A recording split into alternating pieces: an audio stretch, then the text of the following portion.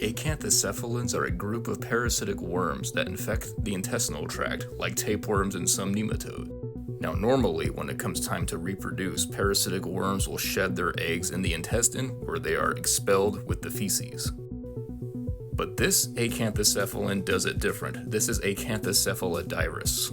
And like all acanthocephalans, they have a complex life cycle where they need multiple hosts to reach adulthood.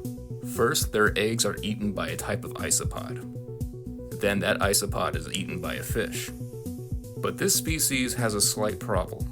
The fish that they infect live in fast-moving streams.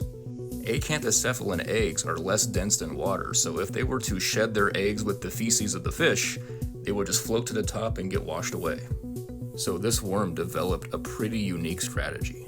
Studies in the lab and in the field both show that once this worm gets full of eggs, they detach from their host and the entire worm gets expelled through the feces, not just the eggs.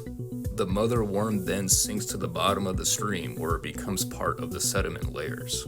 Then, as the worm decays, its eggs are exposed to the isopods, which then get eaten by the fish so this worm can finish its life cycle.